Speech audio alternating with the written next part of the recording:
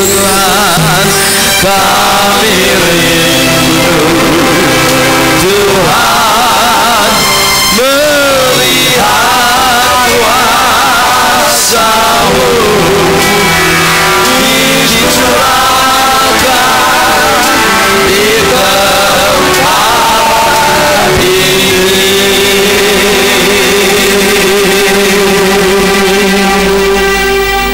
Praise you, Jesus. Praise you, Jesus.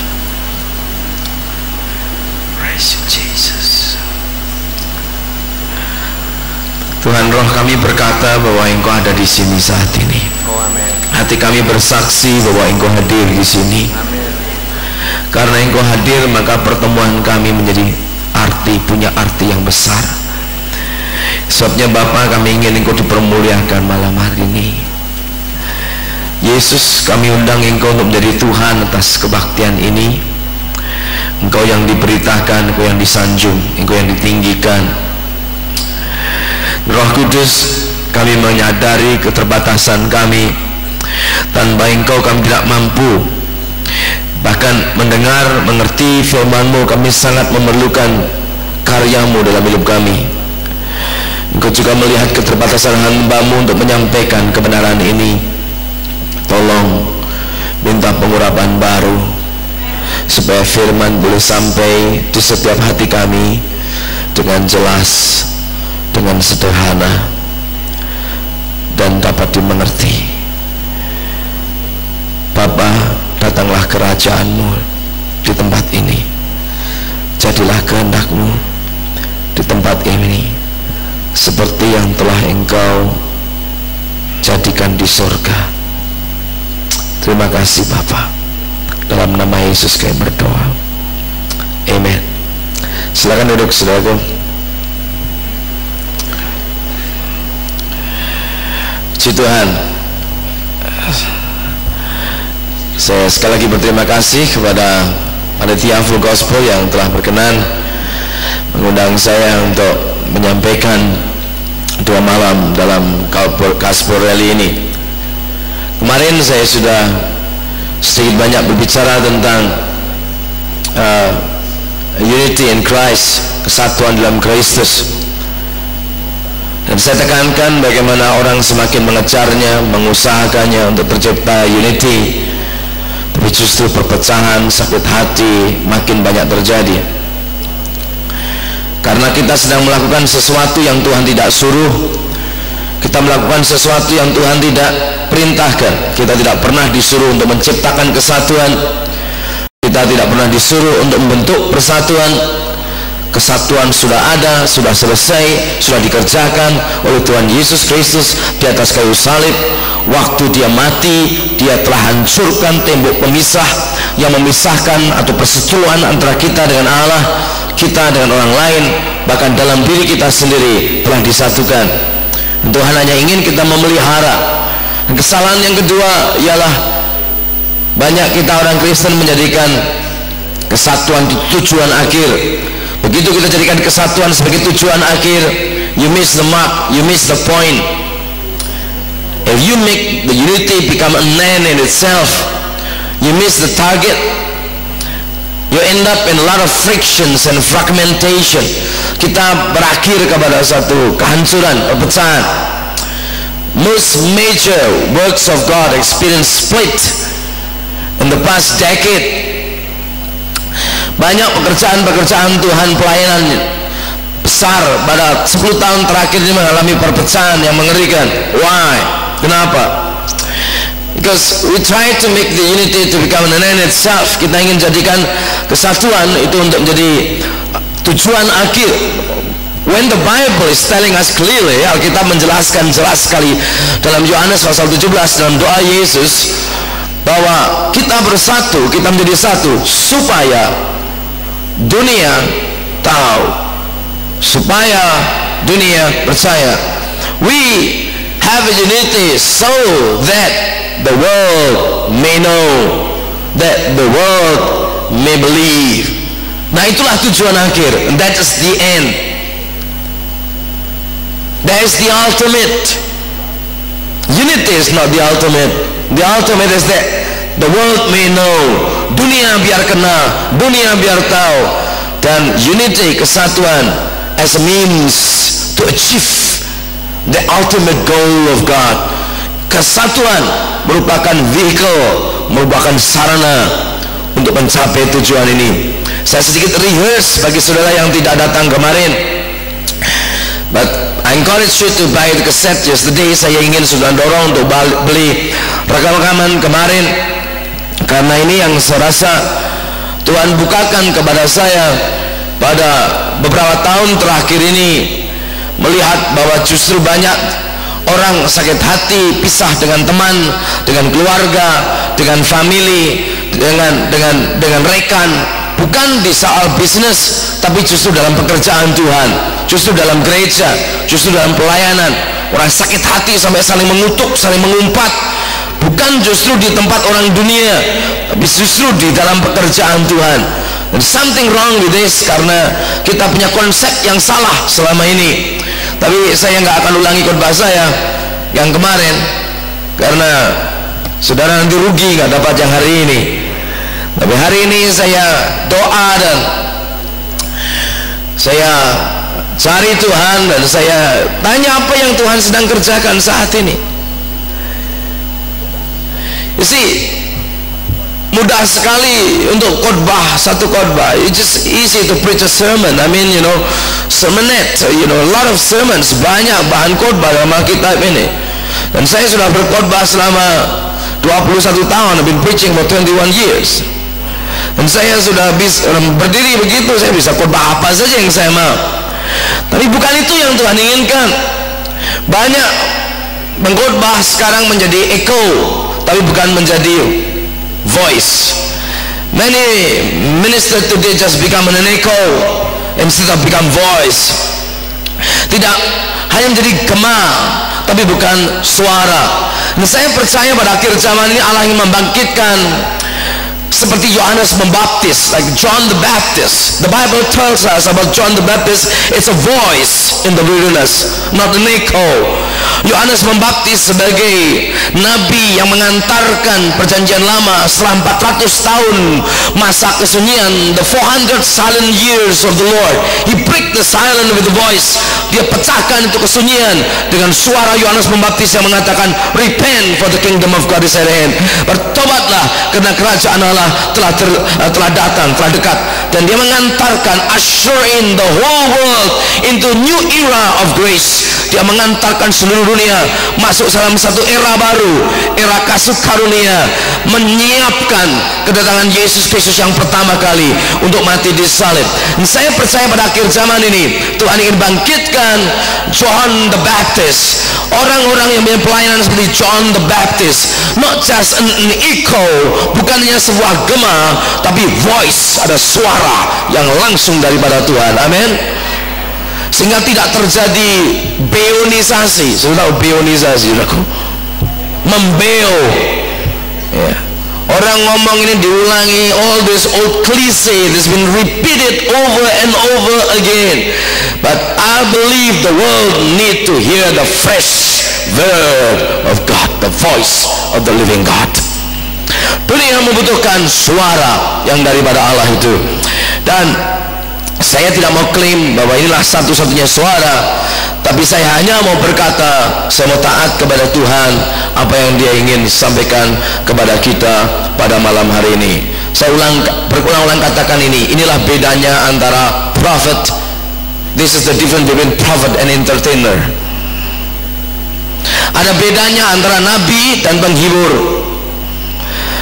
Kalau penghibur, dia datang ke publik, datang ke massa, dan feeling, apa itu, cari tahu kira-kira seleranya apa, yang lagi in apa, yang lagi tren apa. Terus dia masuk untuk memenuhi selera massa supaya nggak dianggap out of date, ketinggalan zaman. Dia bicara hal-hal yang lagi in atau mengetengahkan hal-hal yang lagi tren. Itu entertainer. Tapi prophet, nabi lain. Dia enggak pergi ke masa audiens untuk feeling cari berita apa yang lagi in. Dalam Yeremia pasal yang ke-23, seorang nabi harus berdiri di dewan musyawarah Allah. As a prophet in the book of Jeremiah 23, he must stand in the council of God. You know, God has a council. Tuhan tuh punya DPR, MPR, saudaraku. Nabi harus berdiri di sana untuk dengar dari Allah apa yang dia katakan. Inilah bedanya antara voice dan echo, suara dan echo. Inilah bedanya antara suara dan gema. This is different between voice and echo. Echo, you got it from the people as you try to feel around what is the in thing now. But when you come to a voice, you come to the throne of God in the council of the divine and heard the voice of God. Untungnya nama majalahnya Full Gospel juga voice, nilai tambah tersendiri, saudara. Beri tepuk tangan untuk Full Gospel nih. Kalau Eko mungkin langsung lapor ke Costa Mesa, ganti cepat-cepat. Voice. Nah, untuk itu saya ingin sudah membuka bersama saya dalam Kisah Rasul pasal yang ketiga,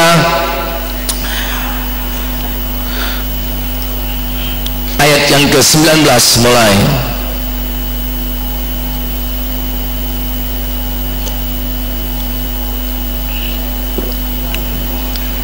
Saya sangat menghargai kalau saudara menyiapkan juga sedikit buku catatan dan pulpen begitu.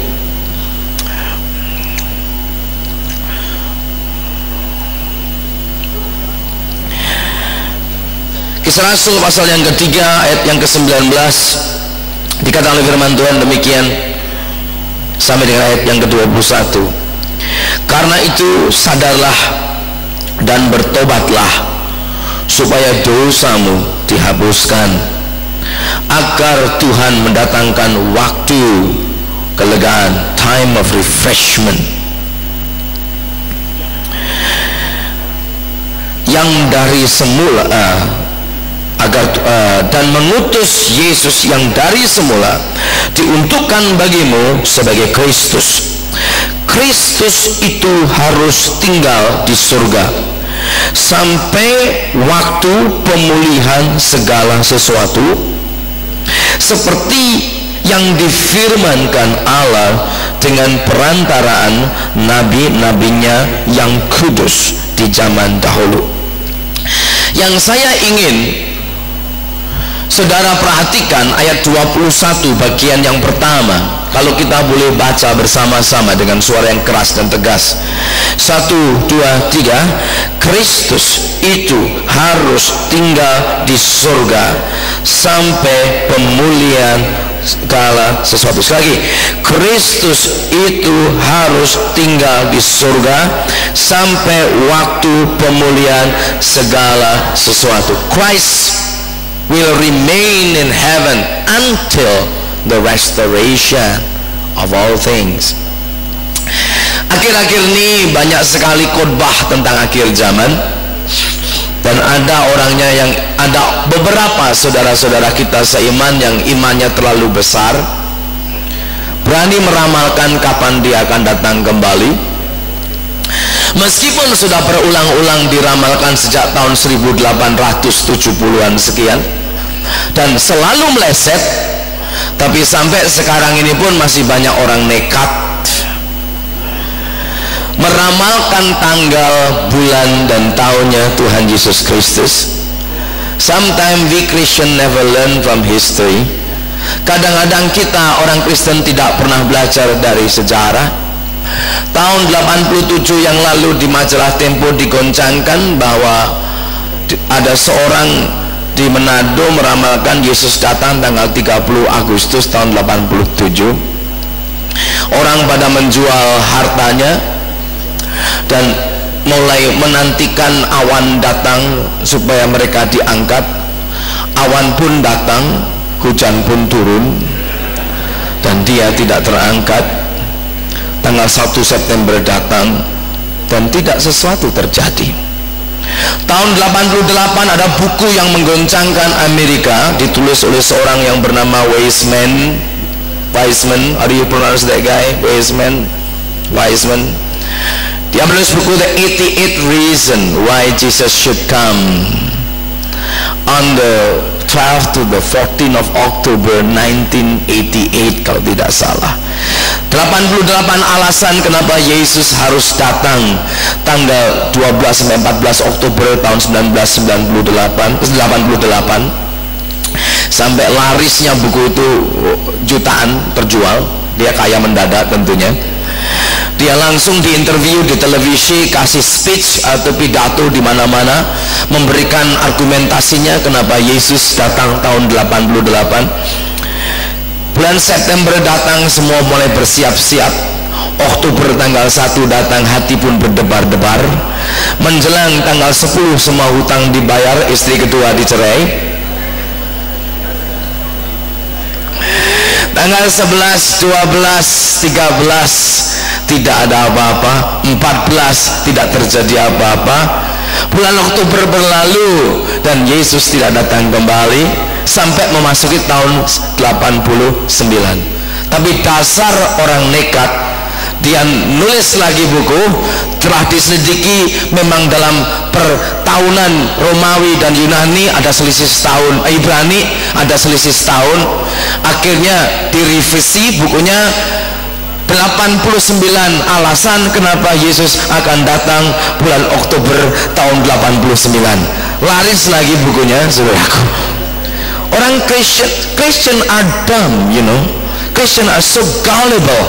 Orang Kristen itu terlalu mudah percaya dan sedikit orangnya baik-baik. Memang orang Kristen itu baik-baik, cinta Tuhan, bego, saudaraku. Diombang-ambingkan oleh angin pengajaran. Nah, sekarang yang lagi panas ini si Korea itu ngomong tanggal 29 Oktober Yesus akan datang kembali, bikin advertisement di USA Today, majalah di Amerika, bikin di mana-mana, dan kita di Indonesia pun juga kena dampaknya. Seminar akhir zaman menggebu-gebu di mana-mana. Orang mulai ngitungi tanggal, tukang ramal makin laris. Dan kemarin dia masuk di Kompas, ditangkap oleh orang Korea itu karena dia yang meramalkan tanggal 29 Oktober orang Yesus akan datang. Ternyata rekening banknya sampai tahun 95.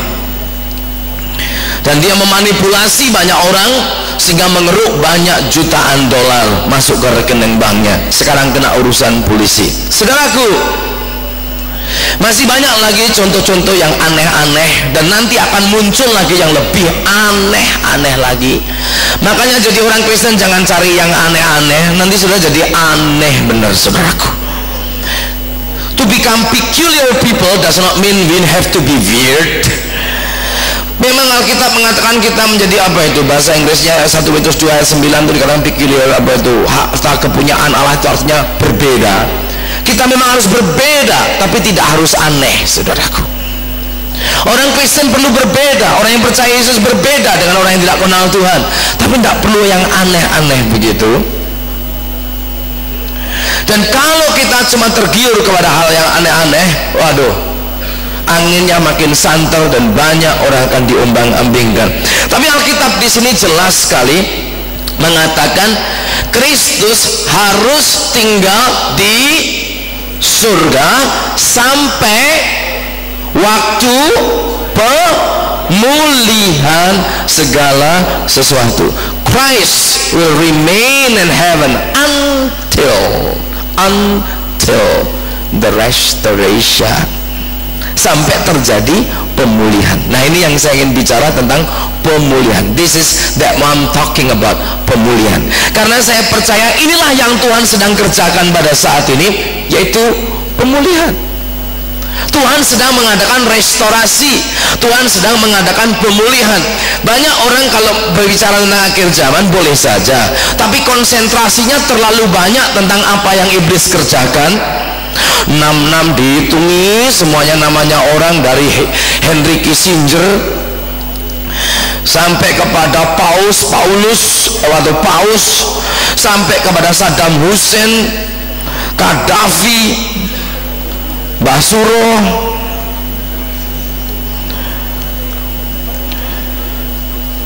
Mereka cari apa yang dikerjakan oleh iblis sampai ke detail-detail kecil-kecil. Tidak ada salahnya, just out of curiosity.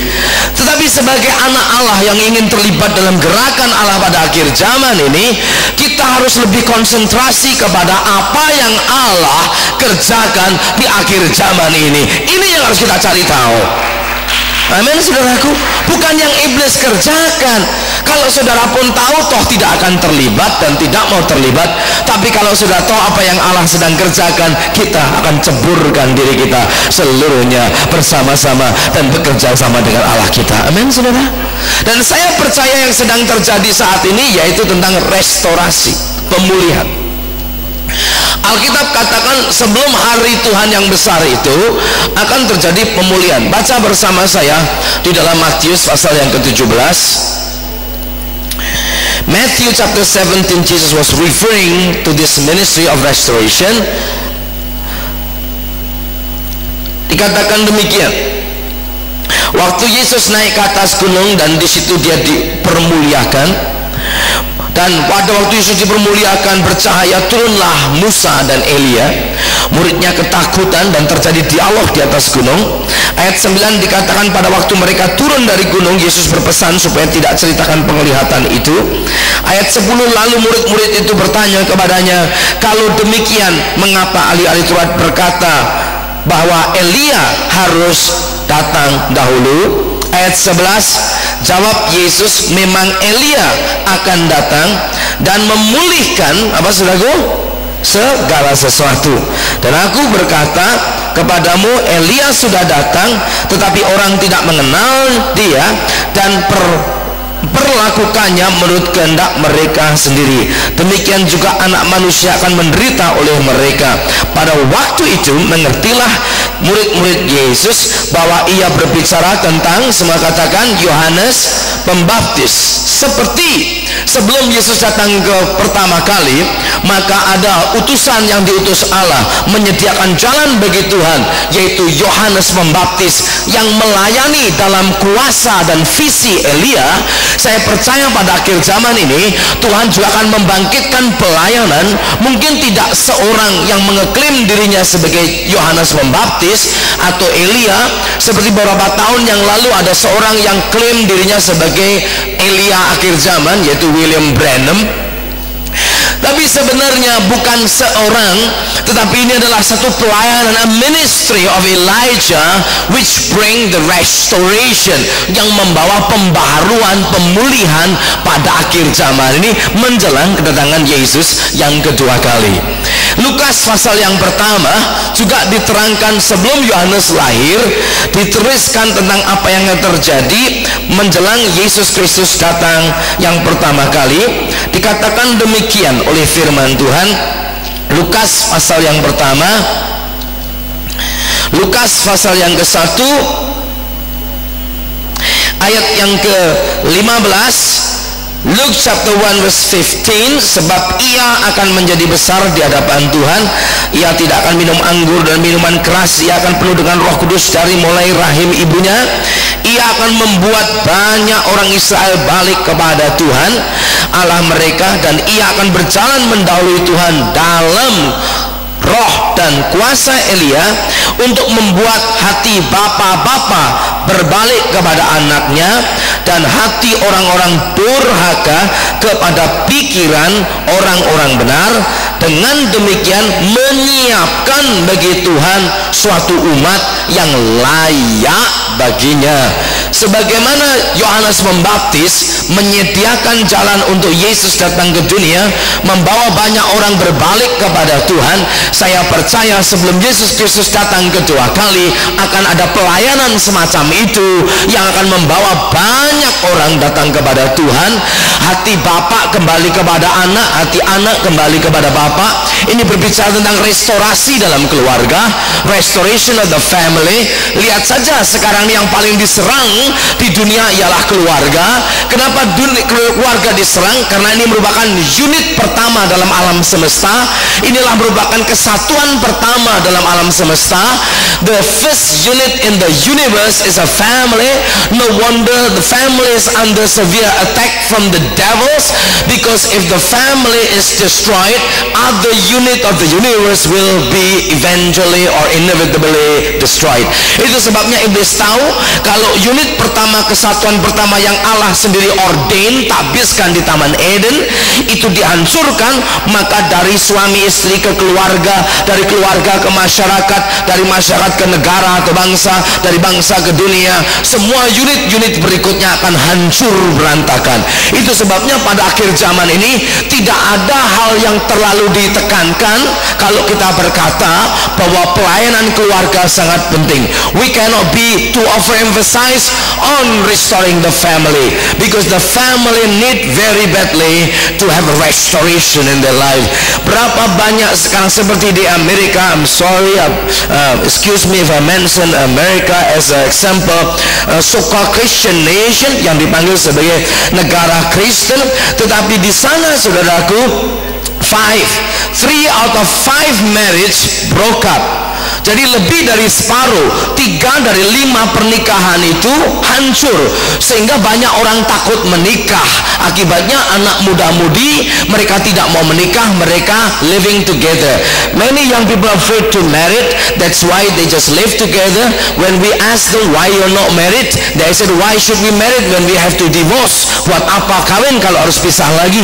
Akhirnya mereka ingin convenient, ingin mudah, dan mereka hanya tinggal bersama. Inilah tren zaman ini. Di tengah-tengah demikian ini, Tuhan memanggil gerejanya untuk membawa pelayanan restorasi, pemulihan di tengah-tengah dunia ini. Kalau keluargamu mengalami kehancuran, mengalami goncangan malam hari ini, kehidupan suami istrimu mengalami badai tofan, mungkin saat ini istri duduk di sana, suami duduk di sini, dan tidak ngomong selama 3 bulan, saudara sedang duduk di tempat yang benar, karena Tuhan akan memulihkan keluarga saudara malam hari ini. Inilah zaman itu, saudara-saudaraku. Inilah zaman di mana pemulihan terjadi. Itu sebabnya terjadi debat besar baru-baru ini pada waktu Dan Quayle, wakil presidennya Amerika, menyerang Murphy Brown, televisi series yang menceritakan seorang ibu karir punya anak di luar nikah, dianggap sebagai tokoh yang luar biasa. Dia menyerang di televisi itu. Kenapa justru orang demikian diagungkan, ditokohkan? Mana itu traditional value, nilai-nilai tradisional di mana keluarga itu ayah dan ibu dengan anak yang sah. Sekarang ibu kerja mati-matian, anak lahir di luar nikah ditinggi-tinggikan, dan Dan Quayle mengalami serangan habis-habisan dari mass media, dari koran, dari televisi di Amerika saat ini. Lihat ini peperangan rohani. It's not just preference, there's a spiritual warfare going on today. Ada peperangan rohani yang dahsyat saat ini, di mana keluarga-keluarga dihancur leburkan oleh setan. Lihat itu, ngeri ngelihatnya. Satu kali istri saya renang di kolam renang di sekolah Alkitabnya dia di Dallas, di Christ for the Nation, dan waktu dia renang, dia lihat ada beberapa anak kecil yang juga renang dan ngomong-ngomong, and my wife overheard, tanpa sadari dia kedengar, the children were talking. Dia cerita-cerita, kamu tinggal sama siapa? Oh, with mommy. Dadimu kemana? Sudah nggak ada. Yang lain tinggal. Ada satu anak bilang, kamu tinggal sama siapa? Dengan mami sama daddy, sama papa sama mama.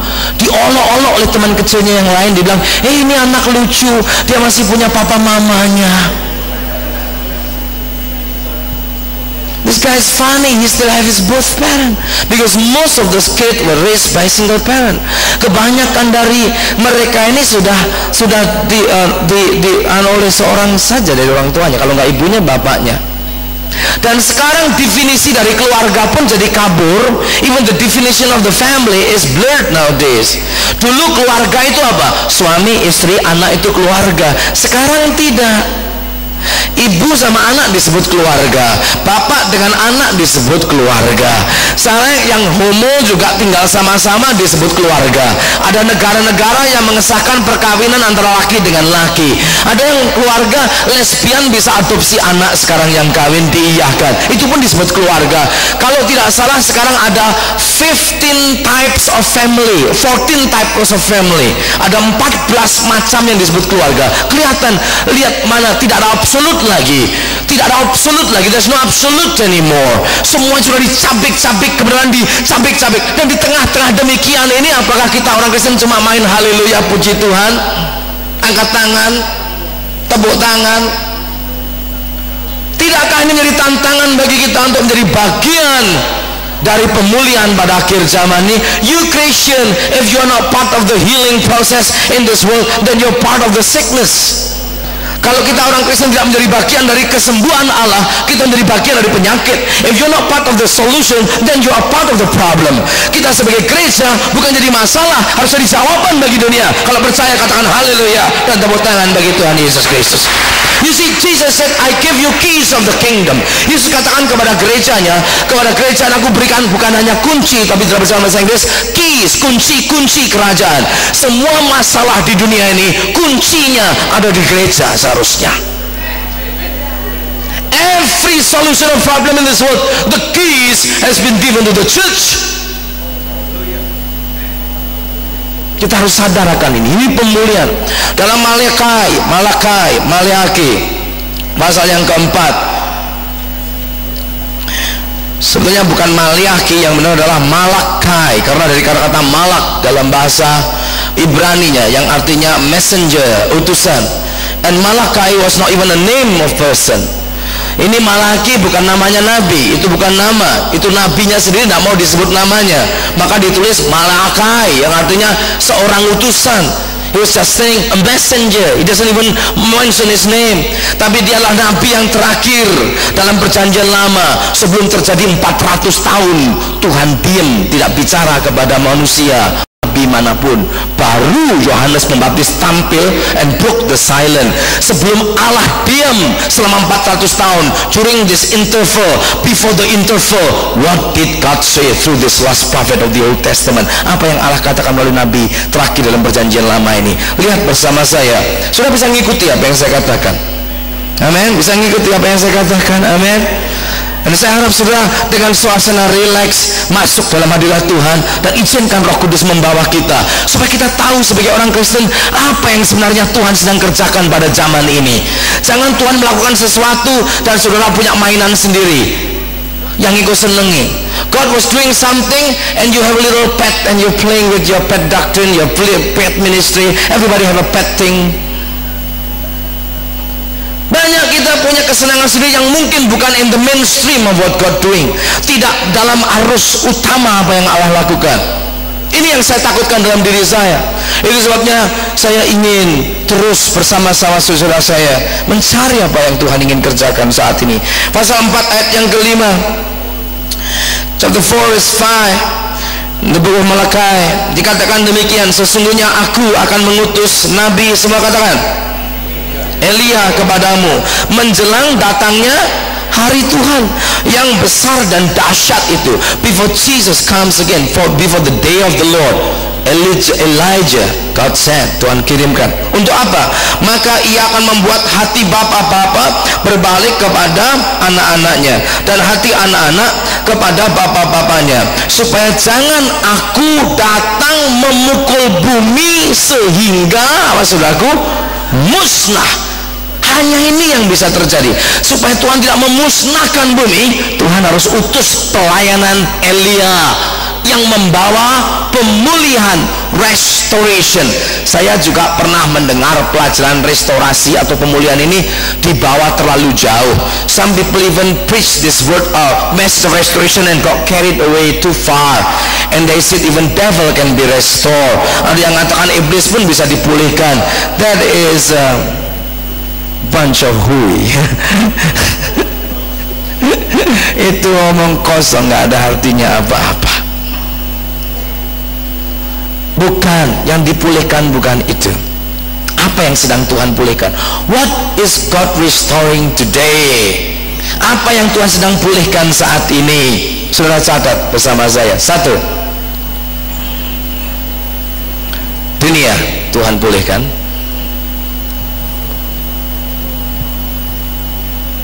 Karena bumi ini milik Tuhan. Siapa percaya bumi ini milik Tuhan? Bumi ini bukan miliknya setan. Kalaupun dia klaim seolah dia memiliki setan, dia adalah penghuni yang tidak sah. This world belong to God. The Bible tells us in the book of Psalm 24, the earth is the Lord and the fullness thereof. Bumi ini milik Tuhan dan segala isinya. Kalau iblis saat ini mengeklaim menguasai bumi, dia bukan pemiliknya. He is a squatter. Dia apa itu? Squatter itu apa? Penghuni gelap dia. Yang gelandangan dia, saudaraku. Iblis itu gelandangan menduduki yang bukan miliknya. Yang penting kita punya sertifikatnya. Amin, saudara. Dan kita punya sertifikatnya. We have this title deed. The title deed says that the earth is the Lord and the fullness thereof. And devil claimed this is his. And we just show the devil according to this title deed, this world belong to the Lord. We better get out here before. Manusia sedang dipulihkan saat ini. Man is being restored. 3, apa yang sedang dipulihkan saat ini? Keluarga sedang dipulihkan. 4, apa yang sedang dipulihkan sekarang ini? Gereja sedang dipulihkan. Jadi 4 hal yang ada pemulihan. Manusia dipulihkan, keluarga dipulihkan, gereja mengalami pemulihan, dan yang terakhir, bumi mengalami pembaruan. God is restoring. God is in the business of restoration. Karena semuanya tadinya bagus, manusia juga bagus tadinya. Zaman Allah menciptakan manusia pertama kali, diciptakan hampir sama dengan Allah. Tapi akhirnya karena dosa hancur merosot.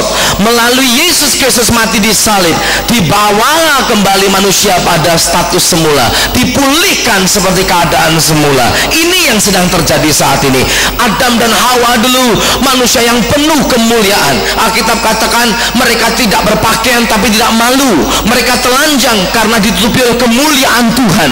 Setelah mereka berbuat dosa, kemuliaan itu meninggalkan mereka, baru mereka merasa diri telanjang. Dulu manusia itu nggak pakai pakaian, tapi ada satu kemuliaan, ada satu sinar yang menutupi mereka, satu aurora begitu. Tapi begitu mereka jatuh dalam dosa, itu kemuliaan hilang, akhirnya malu, sadar, dan mereka cari daun-daunan untuk menutupi tubuhnya. Tapi sebelumnya nggak perlu pakaian itu, karena hidupnya bersih, ada kemuliaan Allah menutupi dia.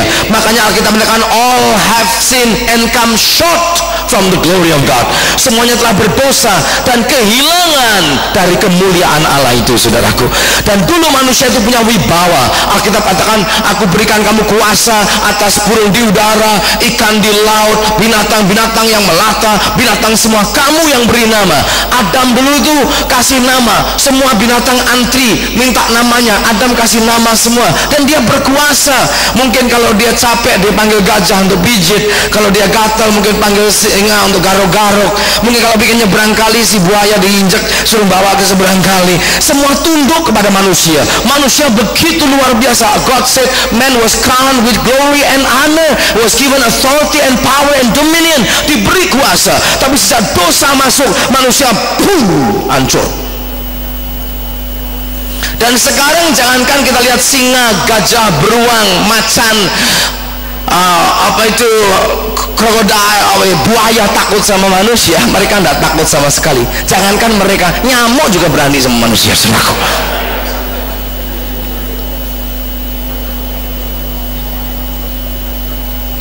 Itu sebabnya betapa merosotnya manusia ini, dari yang sama dengan Allah merosot sekali. Bahkan permisi ya, kadang-kadang Darwin itu ya ada benernya juga. Dia bilang manusia itu katanya dari monyet, dari apa, ape. Tapi ada manusia yang lebih buruk dari monyet, saudaraku. Pernah dengar monyet ngomong-ngomong sendiri? Ini ceritanya. Monyet adakan konferensi. Ya, mata lihat ke sini semua. Monyet ada konferensi. Monyetnya ngomong, "Did you hear lately?" katanya. "Kamu dengar akhir-akhir ini?" "Apa?" katanya. "Laki perempuan, suami istri. You know, the human people, men, they said that they are our descendant." Mereka berpikir mereka keturunan kita. "Penghinaan besar bagi kami," katanya, saudaraku. Monyet itu, "That is an insult to me," katanya. Because bilang, "Kami di antara monyet gak ada kami yang mukuli istrinya," katanya begitu. Katanya begitu, katanya. "Kami di antara monyet gak ada yang makan anaknya," katanya. "Kami di antara monyet gak ada yang makan sesamanya." Saudaraku, tapi manusia kamu lihat begitu merosot lebih buruk dari monyet. Monyet paling enggak yang jantan dengan yang betina. Manusia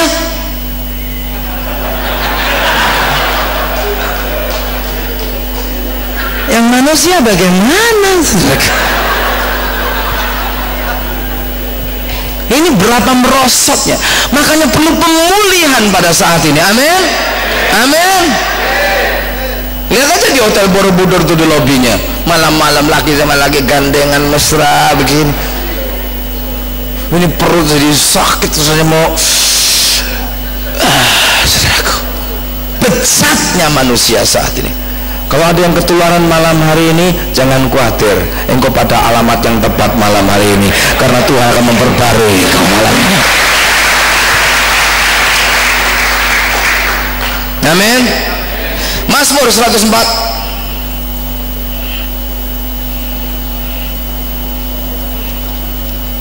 Bagaimana Allah memperbarui? Bagaimana dengan apa Allah memperbarui semuanya ini? Ayat yang ke 29 dan 30 dikatakan demikian oleh firman Tuhan. Mazmur 104 ayat 29 30. "Apabila engkau menyembunyikan wajahmu, mereka terkejut.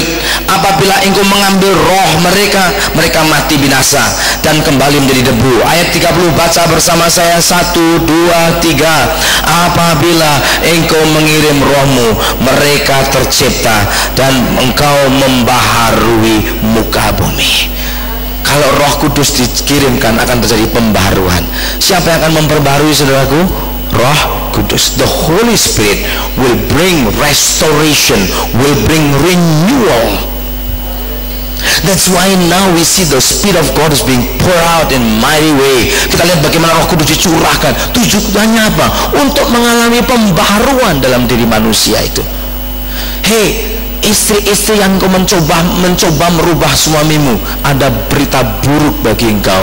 Engkau tidak akan berhasil, engkau gagal. Hai suami-suami yang ingin merubah istrimu, ingin jadikan dia baik, saya ada berita buruk bagi engkau. Engkau akan gagal dan tidak bisa. Tapi saya ada berita baik bagi saudara berdua.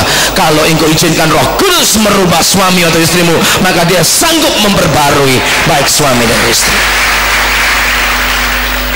Jangan, hei istri-istri, jangan pulang dari convention itu begitu pulang langsung ngutbahi suamimu habis-habisan. Hari pertama sampai hari ketiga catatannya dibuka. Menurut ini, Don Ostrom bilang begini, David Payne bilang begini, Yeremia ngomong begini. Suami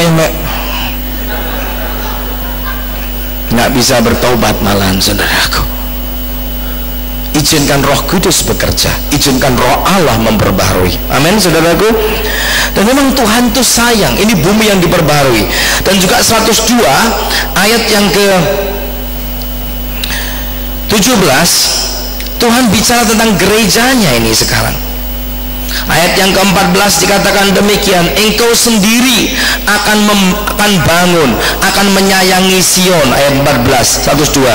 Sebab sudah waktunya untuk mengasihaninya, sudah tiba saatnya. Sebab hamba-hambamu sayang kepada batu-batunya dan merasa kasihan akan debunya. Ini gereja ya juga dipulihkan. This is talking about Zion, and Zion is talking about a church that is being restored. Ini Sion bicara tentang gereja yang sedang mengalami pemulihan, sehingga gereja tidak menjadi gereja yang invalid, gereja yang impoten, gereja yang tidak punya kuasa, gereja yang nggak ada wibawa, gereja yang nggak ada mujizat, gereja yang nggak ada kemuliaan, gereja yang nggak ada hadirat Tuhan. Orang datang sakit pulang opname, orang datang lemah pulang loyo, orang datang susah pulang sumpek. Saudaraku, tidak demikian, tapi gereja yang vigorous, yang penuh kuasa, penuh wibawa. Orang datang sakit pulang sembuh, orang datang susah pulang bersuka cita, orang datang frustrasi pulang penuh harapan, orang datang lemah pulang dikuatkan. Inilah gereja yang dipulihkan Tuhan pada akhir zaman ini. Amin. Ini yang saya percaya sedang terjadi saat ini. Kebaktian-kebaktian ada urapan Allah, kebaktian-kebaktian ada hadirat Tuhan. Tuhan sedang memulihkan. Sudah waktunya Tuhan membangun kembali Sion, gereja yang runtuh sejak paling sedikit 16 abad mengalami kehancuran gereja ini. Tuhan memulihkan saat ini, memulihkan keadaan gerejanya. Dulu kita masuk kebaktian 1 jam, nyanyi 7 menit, khotbah 10 menit, pengumuman setengah jam. Saudaraku, nah kita datang ke gereja pun 1 jam pun yang 40 menit kita tidur di dalamnya. Saudaraku, tapi sekarang Tuhan lagi memperbarui, kita bisa duduk berjam-jam mendengarkan firman-Nya, melihat orang sakit disembuhkan, melihat orang yang hancur dipulihkan, keluarga berantakan disatukan kembali, dan kita bisa duduk melihat hadirat Allah, melihat kuasa Tuhan dinyatakan. Kenapa ini sedang terjadi? Allah sedang memulihkan gerejanya. Amin, saudara. Saya percaya ini sedang terjadi pada saat ini. There's healing, ada kesembuhan sedang terjadi. Ayat 17 dikatakan demikian oleh firman Tuhan. Bila ayat yang ke-16, maka bangsa-bangsa menjadi takut akan nama Tuhan, semua raja di bumi penuh dengan kemuliaan-Mu. Bila Tuhan sudah membangun Sion, sudah menampakkan diri dalam kemuliaannya, sudah berpaling mendengarkan doa orang-orang yang bulus itu artinya tidak punya anak, dan tidak memandang hina doa mereka. Biarlah hal ini dituliskan pada angkatan yang kemudian. Bangsa yang diciptakan nanti akan memuji-muji Tuhan. Itu sebabnya banyak puji-pujian saat ini. Ini bagian dari pembaluan, sebab Ia telah memandang dari ketinggiannya yang kudus. Tuhan memandang dari surga untuk mendengarkan keluhan tahanan, membebaskan orang-orang yang ditentukan mati dibunuh, supaya nama Tuhan diberitakan di Sion atau gerejanya, dan dipuji-puji di Yerusalem di jemaatnya, apabila berkumpul bersama-sama bangsa-bangsa dan kerajaan-kerajaan untuk beribadah kepada Tuhan. Ini ada satu arti nubuatan. Kalau gereja dipulihkan pada akhirnya, bangsa-bangsa, dalam bahasa Ibrani-nya goyim, bangsa-bangsa atau etne, mereka semua akan berduyun-duyun datang kepada Allah. Itu jangan heran kenapa sekarang negara-negara yang tertutup dibuka oleh Allah. Eropa Timur dibuka oleh Allah, tembok Berlin diruntuhkan oleh Allah, Uni Soviet hancur berantakan, Mongolia terbuka untuk Injil, Vietnam mulai terbuka untuk Injil, karena Tuhan sayang kepada bangsa-bangsa, dan bangsa-bangsa akan berduyun-duyun beribadah kepada Allah. Ini terjadi saat gereja mengalami pemulihan pada akhir zaman ini. Amin, saudaraku. Ini yang sedang terjadi saat ini. Makanya kita sebagai anak Tuhan jangan hanya mikir diri sendiri saja. Orang-orang Kristen sekarang ini kebanyakan baik gereja persekutuan kayak bless me club saja, saudaraku. Kelompok orang yang berkati aku. Dia tidak lihat apa yang Tuhan sedang kerjakan. Dia terlalu terjebak dengan masalahnya sendiri. Ada yang setiap kali datang minta doa, ini Pak, kepala saya sakit ini, sudah doa, besok lagi bahunya sekarang Pak, Sudah gini besoknya lagi, boyok saya di sini Bapak. Sudah gitu minggu depannya lutut saya nih langganan terus-terusan. Kapan engkau ganti pergi dan doakan orang lain? Kapan engkau pergi melepaskan yang lain? Kenapa kamu gak pergi dan mulai mendoakan yang sakit yang lain? Amin. Sudah waktunya. Makin masalah kita perhatikan, kita minta tolong, bukan makin hilang, bukan makin berkurang, makin diperhatikan makin banyak masalah. Tapi kalau engkau memperhatikan pekerjaan Tuhan, memperhatikan rencana Allah, terlibat dalam pemulihan Allah pada akhir zaman, masalah tidak betah tinggal dalam hidup saudara. Haleluya. Saya beritahu pada saudara, kalau sudah terima tamu dan tamu sudah sambut baik-baik, sudah ajak bicara, sudah keluarin air minum, pisang goreng, kue, tamunya betah nggak tinggal di situ? Betah. Apalagi dimasakkan nasi goreng ayam, dikasih makan siang, betah nggak tinggal di situ? Kalau terlalu baik, lama-lama tamunya gimana? Nginep di situ, saudaraku. Nah, sudah makin baik lagi, dia kos di situ nanti.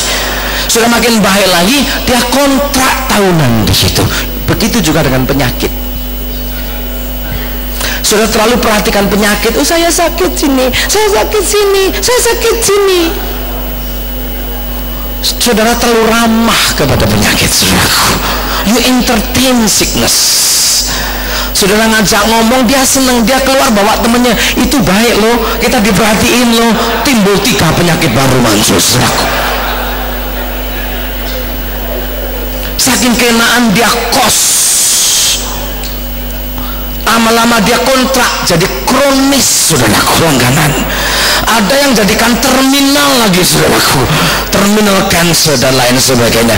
Ini karena kita terlalu perhatikan. Tapi kalau engkau terlibat dalam pekerjaan Allah, engkau masuk dalam rencananya, engkau tenggelam dalam roh Allah, engkau tahu apa yang Allah sedang kerjakan, lama-lama penyakit itu dibilang datang ke sana. Ini orang saya datangi nggak pernah ngajak ngomong saya, merhatiin saja nggak mau, nggak enak lah tinggal peduliin, dia pergi, saudaraku, dia pindah ke tetangga, saudaraku.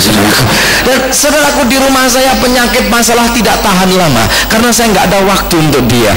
Waktu saya untuk Tuhan, untuk memuji dia, untuk melayani dia, untuk menyelidiki firman-Nya, untuk mengatakan kata-kata positif yang sesuai dengan firman Tuhan.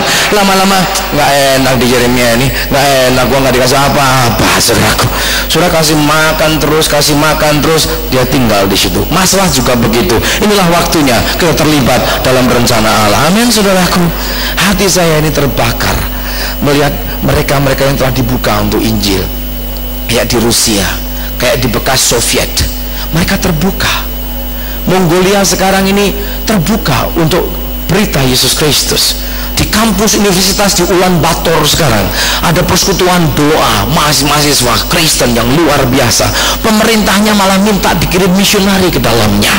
Saudaraku, Allah sedang membuka pintu-pintu saat ini, tapi saya tidak tahu kapan pintu ini terus terbuka, saudaraku. Gereja harus siap, saudaraku. Kita harus mengerti apa yang Allah sedang kerjakan saat ini. Amin. Amin. Jangan nunggu convention terus kita dibangkitkan. Setelah pulang convention lemes, mengharapkan mudah-mudahan tahun depan ada convention. Kita datang lagi, dikuatkan lagi, terus lemah lagi. Mau untung ada convention tahun depan. Jangan convention ini hanya untuk sebagai suntik penicillin yang menguatkan saudara beberapa bulan, untuk berikutnya ikut convention lagi. Tapi biarlah convention itu tempat di mana visi-visi Allah lahir dalam diri saudara. Kalau saudara ada visi Allah, saudara nggak bisa diam lagi, saudara akan bergerak bagi Tuhan. Amin, saudaraku. Ini yang Tuhan inginkan. Kadang-kadang saya tuh ketawa dengar orang saksi itu. Banyak orang saksi itu bagus-bagus, tapi juga banyak yang nggak alkitabiah. Secara teologis miring sekali. Nah, yang malam ini kesaksiannya bagus-bagus sekali. Betul, saya dengerin dari sebelah waktu doa, saya bilang bagus sekali. Kesaksiannya praktikal, perubahan hidup, keluarga, didik anak-anak. Itulah kehidupan Kristen. Bagus sekali. Terima kasih buat kesaksian tadi. Ya. Sekarang kita bisa ngalami yang aneh-aneh, tapi kalau hidup kita nggak diubahkan sama sekali, apa gunanya itu? Kalau Kristus nggak nyata dalam hidup kita, apa gunanya itu? Kalau kita nggak makin rendah hati di depan Allah, apa gunanya itu? Saya kadang-kadang dengar orang begini, puji Tuhan, saudaraku, sejak saya terima Roh Kudus dan dipenuhi Roh Kudus, saya ngalami tenang dan damai. Saya pikir aneh ini. enggak saya? Sejak saya dipenuhi Roh Kudus, saya nggak bisa tenang, saudaraku. Ini gelisah terus ini mau jalan terus ini mau nginjil terus ini mau ngusir setan terus ini mau melayani Tuhan terus ini mau bergerak terus. Since I was baptized and filled with the Holy Spirit, I become so restless. Kalau saudara penuh dengan Roh Kudus sungguh-sungguh, saudara nggak bisa duduk memanasi bangku gereja terus, saudaraku. Nggak bisa tenang. Yesaya 62 dikatakan, oleh karena Sion aku tidak bisa diam, oleh karena Yerusalem aku tidak bisa tinggal tenang. Itu karena Roh Tuhan bekerja. Because of Zion's sake, I'm not quiet, I cannot hold peace. Nggak bisa diam. There's a divine discontentment, there's a divine restlessness. Ada ketidakpuasan ilahi di sini, ada kegelisahan ilahi di sini, karena dia ingin berbuat sesuatu. Sudah tahu nggak? Roh Kudus kuasa itu dinamos, jadi dinamik, saudaraku. Yeremia mengatakan, kalau aku diam tidak memberitakan firman-Mu, maka firman-Mu di dalam diriku seperti api yang membakar, mau meledak di tulang-tulangku, sampai aku nggak tahan. Harus aku sampaikan, kata Nabi Yeremia. Yeremia sekarang juga begitu. Amin, saudaraku. Haleluya. Kalau saudara katakan, sejak aku dipenuhi Roh Kudus aku jadi tenang, damai, jangan-jangan roh ngantuk yang masuk ini, saudaraku. Amin, amin, amin. Beritahu sebelahmu, aku penuh Roh Kudus. Beritahu sebelahmu, aku penuh Roh Kudus. Come on, tell them, I cannot stay quiet. I cannot stay quiet. Aku nggak bisa diam, bilang gitu. Haleluya. Aku ingin seluruh dunia mendengar Injil. Katakan, I want the whole world to hear the gospel. Come on, tell everybody. Tell somebody. I want the whole world to hear the gospel. Beritahu sebelahmu. Ini orang yang penuh Roh Kudus. Masa orang penuh api kok tenang? Itu api apa itu, saudaraku? Saudara lagi kepenuhan api di dalammu itu. That fire cannot afford to keep you quiet. Ini pengertian-pengertian yang keliru. Kekristenan menjadi agama yang convenience. We make Christianity as convenient religion because we have convenience store nearby. Orang kan suka convenient. It's not convenient, it's a fighting. Banyak orang Kristen terlalu lama tinggal di comfort zone, zona aman, zona damai. Jangan pernah bikin apa itu, never have any ceasefire with the devil.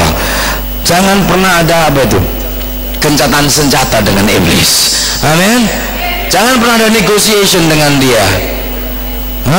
No peace talk with you. Sorry about that. Amin. Gak ada pembicaraan damai dengan kamu, setan. As long as I live, if you do not give me trouble, I'll give you one, katanya saudaraku. Kalau kamu yang gak ganggu saya, gua yang ganggu kamu. Jangan pernah ada damai. Don't ever make any demarcation zone. Jangan pernah ada daerah demarkasi. Jangan. Terus bikin front line terus. Kalau dia diem di sana, bikin front line di sebelah sana, saudaraku. Terus kemenangan orang Kristen waktu perang, kekalahan orang Kristen waktu santai. Ingat, Daud perang menang terus. Daud adalah pahlawan perang yang tidak pernah kalah. David was a man of war that never lose battle. Every time he went out to battle, he always win, David. Tapi dia kalah waktu dia santai. Dia naik ke atas rumah cari angin, sama ngelihat kiri kanan, lihat orang mandi, saudaraku. Alkitab dengan jelas dikatakan, waktu itu musim perang, kata firman Tuhan. Dan dia utus panglimanya perang ke garis pertahanan, tapi dia naik ke atap, pakai celana kolor, kaos singlet, dan cari angin. Masuk angin benar, saudaraku. Dia lihat Siba-Siba dan jatuh dalam dosa dan hancur berantakan, bukan di saat perang, tapi justru di saat santai. Orang Kristen mau menang harus bikin peperangan dengan setan dan iblis. Amin. Harus melayani, harus ngusir setan, harus doakan orang sakit, harus beritakan Injil, harus mengikat roh-roh gelap. Disitulah kemenangan akan terjadi di dalam kehidupan kita semuanya. Glory, haleluya. Tepuk tangan bagi Tuhan Yesus yang meriah sekali. Inilah zaman pemulihan untuk gereja Tuhan akhir zaman ini. Come on, stop playing religion, stop playing good meeting, stop playing just little gift and little gift. Saudaraku, ini saatnya use your whole armor of God and go to the battle. Jangan main-main agama, main-main kebaktian, main-main karunia. Inilah waktunya untuk mengerti rencana Allah, terlibat di dalamnya, maju tempur dalam peperangan melawan setan dan iblis pada akhir zaman ini, melepaskan orang-orang yang terikat. Gereja harus berdiri, maju, menendang pintu neraka dan merampas jiwa-jiwa. It's time to the church to move forward, to kick the gates of hell and plunder souls for the kingdom of God. Inilah waktunya, saudaraku. Kalau kita cuma convention terus, lama-lama kita nyanyi dari convention ke convention dia mengubahku, saudaraku. Bukan dari kemuliaan kita, from convention to convention, then he changing me, not from glory to glory.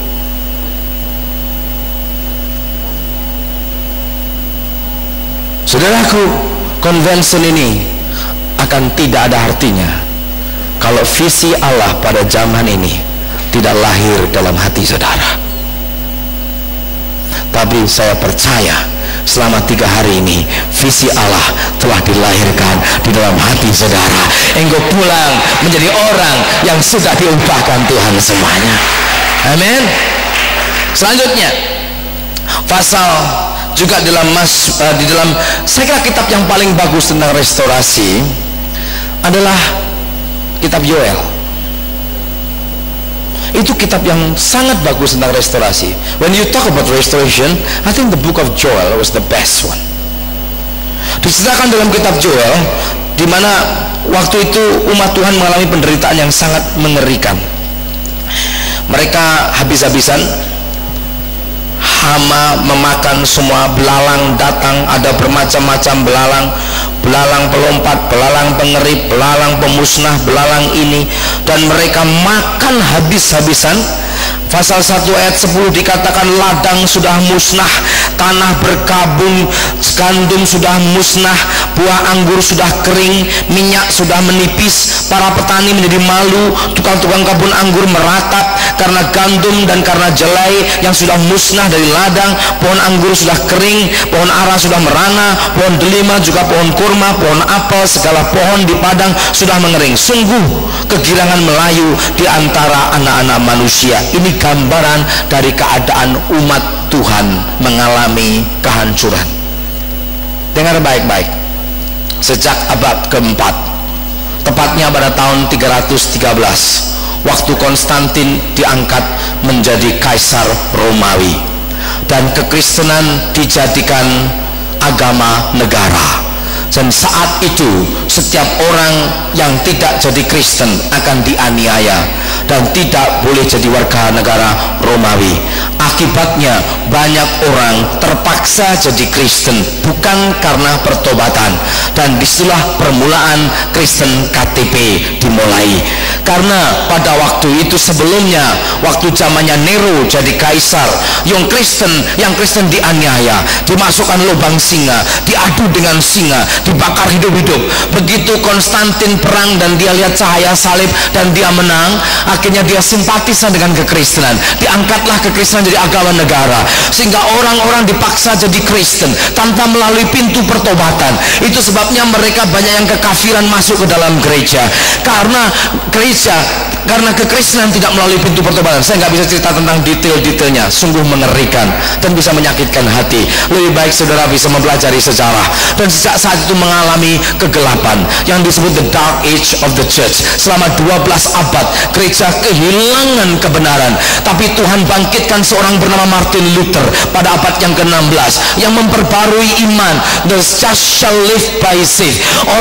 The just shall live by faith. Orang benar akan hidup oleh sebab iman. Iman diperbarui. Orang diselamatkan bukan karena perbuatan baik, bukan karena membayar uang untuk dosanya diampuni, bukan karena melakukan ibadat ini ibadat itu, tapi orang diselamatkan oleh karena anugerah, oleh karena kasih karunia, oleh karena iman kepada Yesus Kristus. Abad yang ke-18 Tuhan bangkitkan dikeluarkan John Wesley untuk mengembalikan tentang adanya kekudusan di dalam gereja. Abad ke-19 Tuhan bangkitkan seperti Charles Finney, R.A. Torrey, A.B. Simpson tentang pentingnya misi, menginjil dan kesembuhan ilahi. Abad yang ke-20 pada tahun 1901, tepatnya tanggal 1 bulan 1 tahun 1901, terjadi sesuatu yang dahsyat di dunia ini. Di sebuah kota yang bernama di Kansas, ada sebuah kota yang bernama Topeka di Kansas. Ada seorang yang bernama Charles Parham memimpin sebuah sekolah Alkitab pada menjelang tanggal 1 bulan 1 tanggal 31 Desember 900 persis mau masuk tanggal 1-nya, mau masuk jam 00, mereka semua berdoa. Ada seorang siswi yang bernama Agnes menerima baptisan Roh Kudus, dan sejak saat itu mereka menantikan dan penuh dengan Roh Kudus dengan bahasa roh. Dan sejak saat itu pencurahan roh terjadi, dan terjadi gerakan lagi mengalir melalui seorang yang bernama William Seymour, orang yang berkulit hitam, mengadakan kebaktian di sebuah gudang di Jalan Azusa di Los Angeles yang dikenal dengan Azusa Street. Dan terjadi satu gerakan rohani di mana banyak mengalami kebersihan Roh Kudus, dan disitulah permulaan gerakan Pentakosta, dan lahirlah gereja-gereja seperti Assemblies of God atau Sidang Jumat Allah, Church of God dan lain sebagainya. Itu gerakan pada tahun 1906-07. Di saat yang sama 1904 terjadi gerakan rohani di Wales, di Inggris, di mana orang-orang mengalami pertobatan. Di tengah-tengah orang dansa di nightclub, mereka jatuh menangis. Orang pegang gelas bir mabuk jatuh bertobat nangis. Di pinggir-pinggir jalan banyak orang menangis, sampai polisi membawa mereka masuk gereja. Jam 4 pagi gereja penuh, pendetanya bangun pagi nggak tahu apa yang terjadi. Kadang-kadang Tuhan harus berbuat sesuatu tanpa minta izin pendeta dulu, karena roh memperbarui gerejanya, roh memperbarui dunia. Roh Kudus sedang bekerja saat ini. Perhatikan saudaraku, abad ini, dengar baik-baik, abad ini dibaptis dengan Roh Kudus. This century was baptized in the Holy Spirit. Tanggal 1 bulan 1 tahun 1901, Roh Kudus memperbarui.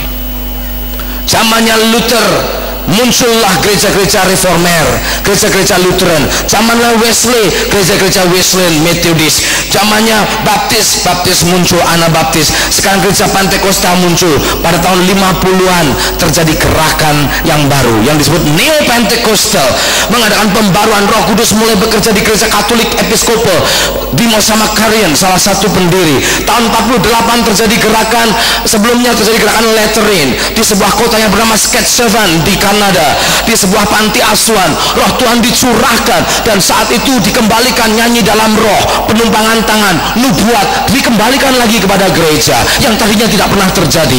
Tahun 50-an ke atas, 57, Dennis Bennett, seorang pastor dari gereja Episkopal atau Anglikan, mengalami baptisan Roh Kudus. Dari situ terjadi gerakan Allah. Larry Christensen dari Lutheran yang di Minnesota mengalami baptisan Roh Kudus, dan sejak saat itu terjadi gerakan Neo Pentecostal atau karismatik yang merajalela di Indonesia. Hukendek datang ke sini dari Belanda, terjadi gerakan ini, salah satu hasilnya Dr. Budiono ada di sana, dan juga yaitu Edwin Stubb yang dari Amerika juga datang.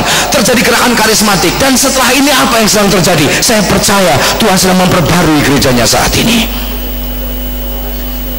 Amin, amin. We need to know what time it is in God's timetable. We need to know what time it is that we are living today as a Christian. Kita harus tahu jam berapa ini menurut jadwalnya Tuhan. Kita perlu tahu di zaman apa kita sedang hidup saat ini. Kalau enggak, kita jadi Kristen yang rutin, mechanical. Minggu ke gereja, full gospel, gereja, full gospel, ke gereja, full gospel. Hanya hal yang rutin. Lama-lama engkau bosan, karena engkau tidak tahu apa yang sedang terjadi saat ini. Tapi kalau engkau punya visi, engkau pergi ke gereja, engkau pergi ke full gospel, engkau ikut airlift, engkau buka chapter baru dengan semangat yang menggebu-gebu, karena engkau tahu apa yang engkau lakukan merupakan bagian penggenapan dari rencana Allah pada akhir zaman, membaharui dan memulihkan gereja Tuhan, umat Tuhan di akhir zaman ini.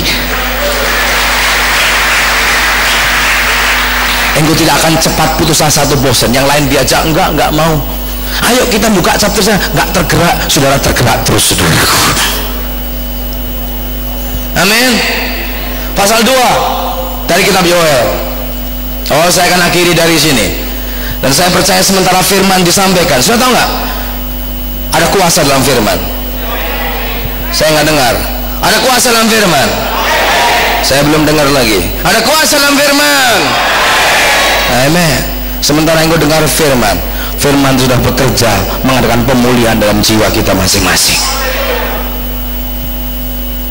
The word of God is quickening and powerful, sharper than any two-edged sword. Firman Allah itu kuasa. Ayat yang ke-23 dikatakan demikian. Yoel pasal yang kedua. Yoel pasal yang kedua. Ayat yang ke-23 dikatakan, hai Bani Sion, hai orang Kristen, bersorak-soraklah, pembaharuan sedang terjadi, maka semua sorak-sorak. Amin, saudaraku. Tidak salah kita sebagai anak Tuhan sorak-sorak. Dulu kira-kira 20 tahun yang lalu mana ada kebaktian model-model begini, saudaraku. Orang lompat-lompat, nari, goyang-goyang seenaknya pakai drum keras-keras, mana ada dulu? Nggak ada. Tapi inilah saatnya Bani Sion bersorak-sorak. Amin. Masa kita harus malam kudus sunyi senyap terus-terusan, saudaraku?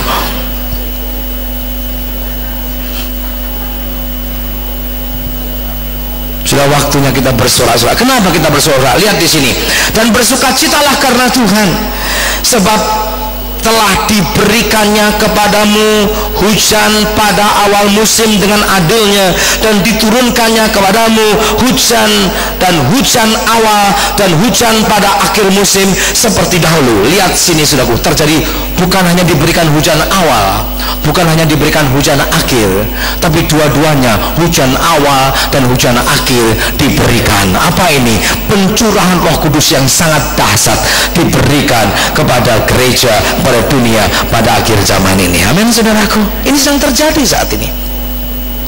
Hujan awal terjadi di loteng Yerusalem, 120 murid menunggu dan Roh Kudus turun. Petrus berkhotbah sekali, 3.000 orang bertobat. Sekarang orang berkhotbah 3.000 kali, satu orang juga nggak bertobat. Kenapa ini, saudaraku? Kita perlu hujan awal dan hujan akhir, perlu pencurahan Roh Kudus saat ini. Itu sebabnya dikatakan ayat yang ke-28, kemudian daripada itu aku akan terjadi, atau akan terjadi pada akhir zaman, aku akan mencurahkan rohku ke atas semua manusia. Ini sedang terjadi. Ayat yang ke-24 dikatakan tempat-tempat pengirikan menjadi penuh dengan gandum, dan tempat pemerasan melimpah kelimpahan anggur dan minyak. Ayat 25 baca bersama saya, 1, 2, 3. Aku akan memulihkan kepadamu tahun-tahun yang hasilnya dimakan habis oleh belalang pindahan, belalang pelompat, belalang pelahap, belalang pengerip, tentaraku yang besar yang kukirim ke antara kamu. Tuhan akan memulihkan yang hilang dulu, yang hilang. Zaman gereja mula-mula, saudaraku, gereja penuh kemuliaan, tapi sejak abad yang ketiga, abad yang keempat, hilang itu, dimakan belalang-belalang itu. Apa itu belalang-belalang? Roh setan, roh iblis, sistem manusia, ambisi manusia, yang sistem keduniawian yang menelusup mengerusak gereja Tuhan. Tapi Tuhan katakan yang dulu hilang akan dikembalikan. Amin, saudaraku. Dulu gereja mula-mula asa roh, akhirnya hilang. Sekarang mulai orang berbahasa roh lagi. Gereja mula-mula kesembuhan, saudaraku, luar biasa. Orang sakit disembuhkan. Petrus sampai jalan saja, saudaraku, bayang-bayangannya kena orang sakit, orang sembuh semuanya. Paulus sampai bajunya yang bekas dipakai untuk orang sakit sembuh, sampai sapu tangan bekas keringatnya kena orang sakit sembuh. Begitu luar biasa gereja yang pertama. Padahal gereja yang pertama itu bukan gereja yang sempurna, gereja yang baru mulai, tapi sudah begitu dahsyat. Seharusnya pada akhir zaman ini keadaannya jauh lebih daripada itu. Amin, saudaraku. Dan akan terjadi itu. Tapi masalahnya bagaimana? Seandainya sekarang itu ada sapu tangan saudara bisa dipakai untuk menyembuhkan orang, apa yang terjadi, saudaraku? Apa yang terjadi? Apa nggak buka kios di pojok jalan situ? Jual sapu tangan Paulus, halo, halo, halo, semua penyakit bisa, tokcer, encok, panu, kurap, kudis, 50.000 satu sapu tangan. Kalau 3 penyakit tambahan jadi 100.000.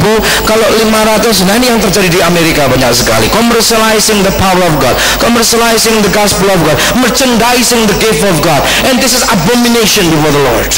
Ini kekejian bagi kita. That's why we don't see the miracle like we've seen in the book of Acts today, because there's so many distortion in the mind of the believer. Banyak beloknya, banyak sekali. Kalung salib dijual. This is anointed cross from the olive tree from Jerusalem, can heal you from any cancer, but send me $250 please, katanya kalau di televisi Amerika itu. Ini kayu salib dari pohon apa itu zaitun asli dari Yerusalem, sudah diurapi, kirim $250 nanti penyakitmu sembuh. Saya ketemu wanita Indonesia tinggal di Kanada, disuruh beli sapu tangan, akhirnya belum hamil-hamil. Pendetanya bilang suruh beli minyak, harganya tapi $500. Dia bilang nggak punya, yang sudah diskon untuk kamu katanya $300 dan lain sebagainya. Saya ketemu dia, saya konseling, saya sedih sekali. Kenapa terjadi kehancuran demikian ini? Akhlak manusia mengkomersilkan Injil, mengkomersilkan apa itu karunia Allah. Itu sebabnya gereja perlu mengalami pemulihan. Dan kalau sudah membaca dalam kitab Yoel pasal 2 itu, imam-imamnya dulu yang diminta bertobat, saudaraku. Kita hamba-hamba Tuhan dulu yang harus bertobat. Priests are to repent first. He said, not tear your garment but tear your heart. Jangan robek bajumu tapi robek hatimu, kata Tuhan.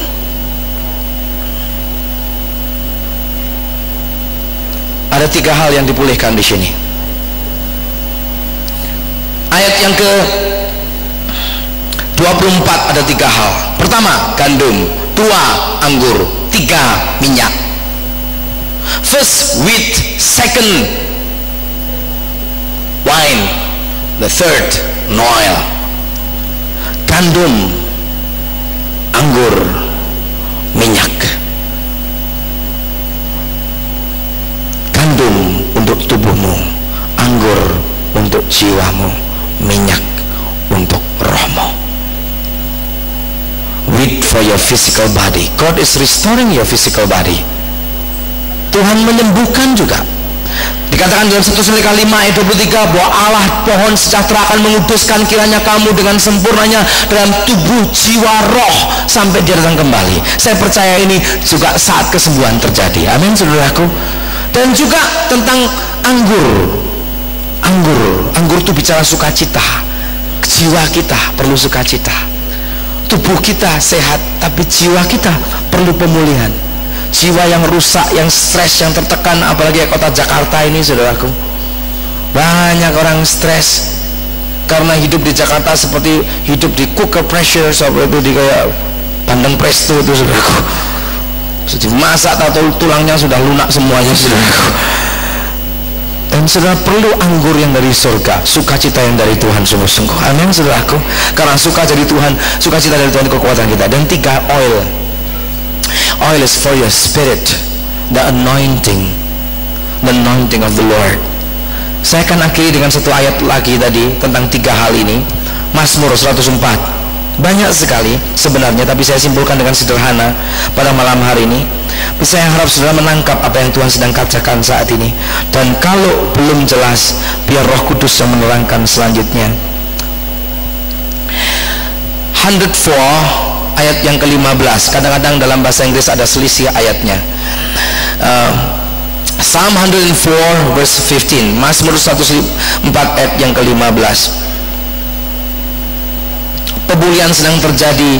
3 hal yang Allah pulihkan. Perhatikan di sini. 1, ayat 15. Dan anggur yang menyukakan, semua katakan, hati manusia. Dan yang membuat muka berseri karena, semua katakan, minyak. Dan 3, dan makanan yang menyegarkan, nama saudaraku, hati manusia. Itu wheat, itu gandum yang menyegarkan. 3 hal ini. Gandum, firman Allah perlu ada pada kita. Saudara perlu punya gandum, roti yang dari surga, the word of the living God. 2, saudara perlu ada anggur, yaitu puji-pujian, ucapan syukur kepada Allah harus terus ada pada saudara. Ini yang membuat kita sukacita. Yang ketiga, perlu kuasa pengurapan Roh Kudus yang membuat muka kita berseri, kata firman Tuhan. Orang yang penuh Roh Kudus mukanya berseri sekali. Kenapa? Ada minyak surga yang mengalir dalam diri kita. Amin, saudaraku. Malam hari ini Tuhan akan memperbarui kita, dan saya percaya bagi saudara yang telah bersedia diperbarui, saya percaya sementara yang mendengar firman terus, ini sedang ada terjadi pembaruan. Dan saya janji mengakhiri khotbah ini, maka saya akhiri karena nama saya Yeremia, saya akhiri dengan kitab Yeremia pasal 30. I will end by the book of Jeremiah. Yeremia 30 berbunyi demikian, ayat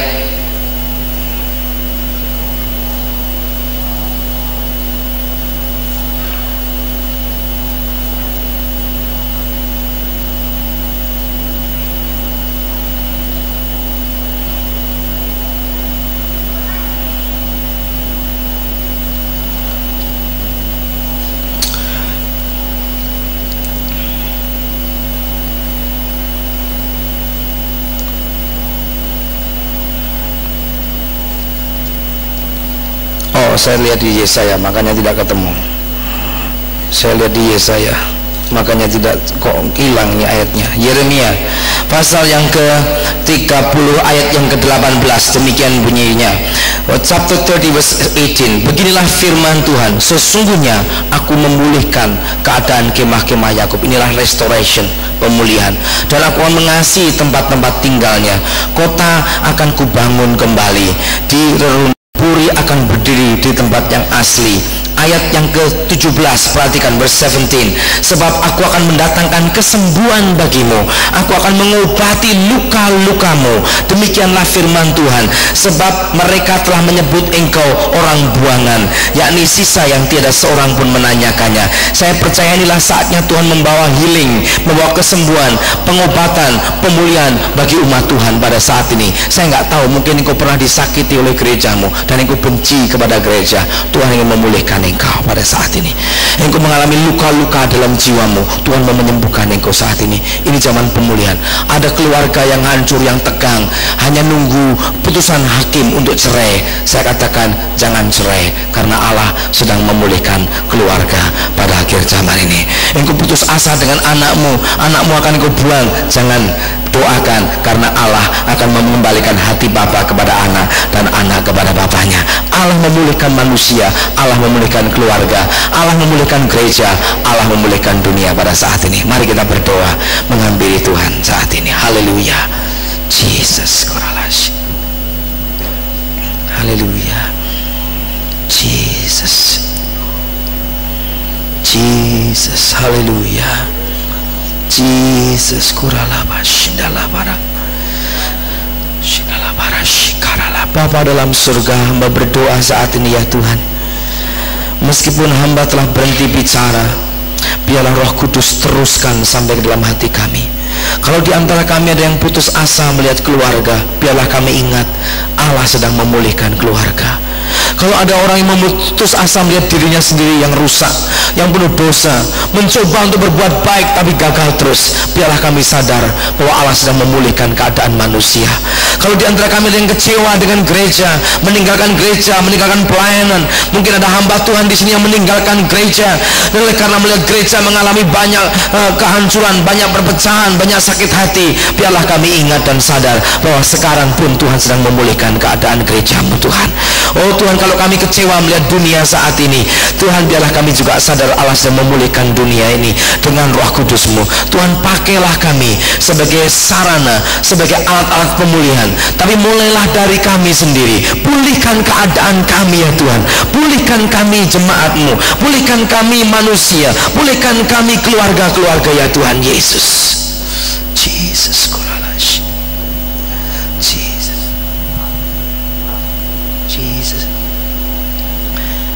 Jesus, terima kasih Tuhan. Kami percaya Roh-Mu sedang bekerja di saat ini.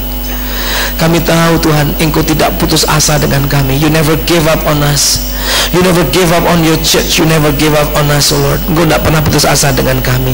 Engkau sedang memulihkan kami saat ini. Haleluya. Roh Kudus, terima kasih Tuhan Yesus. Berhembuslah Roh Kudus di tempat ini. Berhembuslah Roh Kudus dengan kuasa-Mu. Pulihkanlah Tuhan gereja-Mu di akhir zaman. Berhembuslah,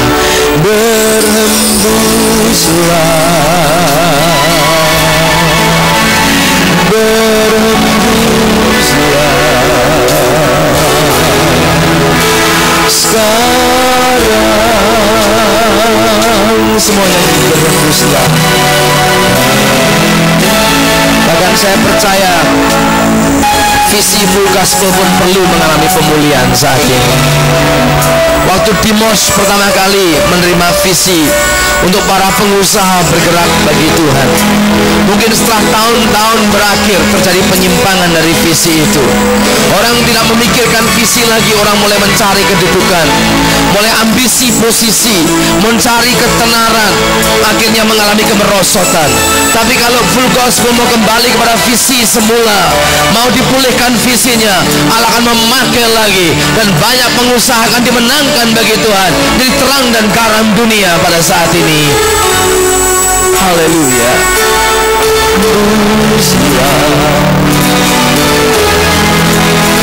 Sekarang mari bangkit berdiri dan nyanyikan, urapilah kami ya Tuhan. Haleluya. Urapilah kami.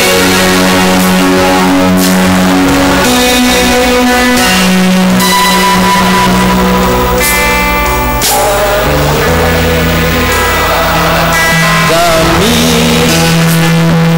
dengan hadirat, kami rindu Tuhan, kami rindu Tuhan, melihat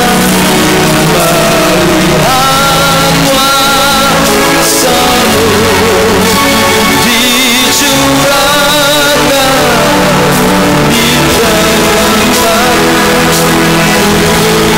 Saudaraku, sementara sudah tetap dalam doa, biar keyboard saja nyanyikan lagu. Dalam hati saya, Tuhan katakan ada beberapa orang Kristen sini yang sudah immune, sudah kebal terhadap firman Tuhan, membiarkan firman Tuhan berlalu biasa saja. Dan Tuhan katakan Tuhan akan memperbarui keadaan kita. Engkau sudah tidak peka lagi dengan hadirat Roh Kudus. Tuhan ingin memperbarui engkau sekarang. Oleh sebab itu pada saat ini, bagi saudara yang ingin diperbarui visimu, perbarui hidupmu, ingin dipulihkan kembali keluargamu, dirimu, pelayananmu, pengurapanmu, saya berdoa untuk saudara. Ingin dipulihkan dalam tubuhmu, dalam jiwamu, dalam rohmu. Saya percaya Tuhan akan memulihkan saat ini. Saudara ingin memerlukan doa yang ingin dipulihkan, angkat tangan tinggi saat ini, saya berdoa. Bagus sekali. Haleluya. Urapilah kami, urapilah. Yang ingin didoakan, maju ke depan saat ini. Maju ke depan, tinggalkan tempat dudukmu dan maju ke depan. Tetap dengan menyembah Tuhan.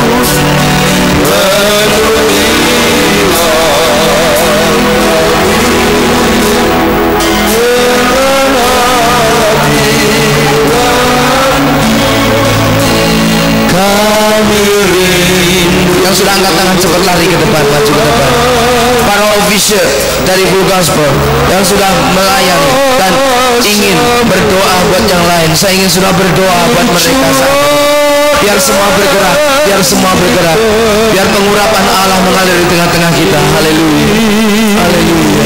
Nyanyikan, urapilah kami, urapilah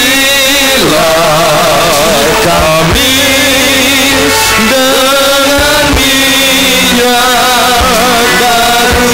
Penuhilah kami Tuhan. Haleluya, haleluya. Dengan hadirat Kami rindu ya Tuhan melihat kuasa-Mu nyatakan saat ini. Melihat kuasa-Mu, haleluya, dicurahkan di tempat ini. Sekali lagi saudaraku, dalam roh saya masih ada suara ini.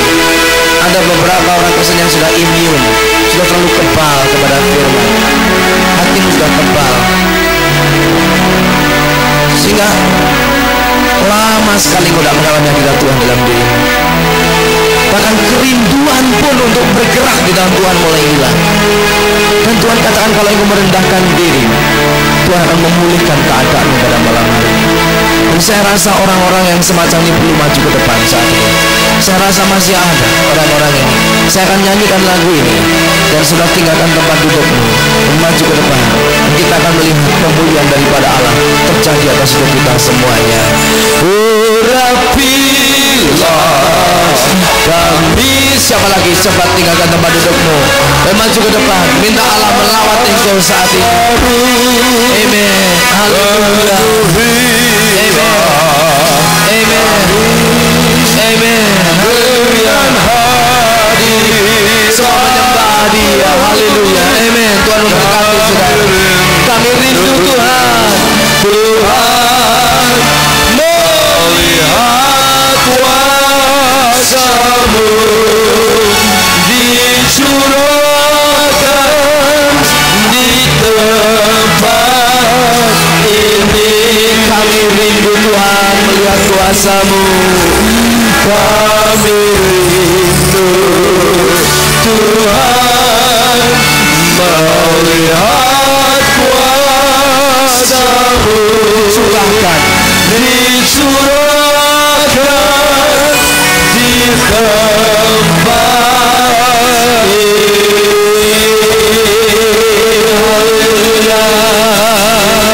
Kami sembah nama-Mu Tuhan. Pulihkan umat-Mu Tuhan. Pulihkan umat-Mu Tuhan. Haleluya. Go ahead. You want to pray for the people, you just go ahead. You feel like you want to pray for the brothers and sisters, you go ahead. Yang tergerak ingin mendoakan supaya pemulihan terjadi, mari kita dengan kasih saling mendoakan. Haleluya. Bukan berarti yang mendoakan itu lebih besar, lebih tinggi. Kita semua hamba, kita semua abdi, kita semua cowos, kita semua yang mari. Doesn't mean that those that pray for the people are higher. We just want to be servant. We want to be a slave of Jesus. Oh Tuhan, pulihkan keadaannya Tuhan, pulihkan visinya. Haleluya. Tuhan, break the fallow ground, Lord. Tanah yang keras itu hancurkan kembali ya Tuhan. Biar hujan awal dan hujan akhir terjadi saat ini juga. Biar curahan hujan awal dan hujan akhir terjadi saat ini juga. My King, my Lord, my Savior, pour out your Spirit, Lord. Renew and restore your people. Haleluya. Aku berdoa buat saudaraku saat ini ya Tuhan. Ampuni segala ketidaktaatannya yang pernah Tuhan suruh dan dia tidak lakukan, sehingga hadirat-Mu mulai meninggalkan dia. Tuhan, kembalikan hadirat-Mu Tuhan. Beri kesempatan dia taat kembali pada suara Roh Kudus-Mu Tuhan. Haleluya. Ya lama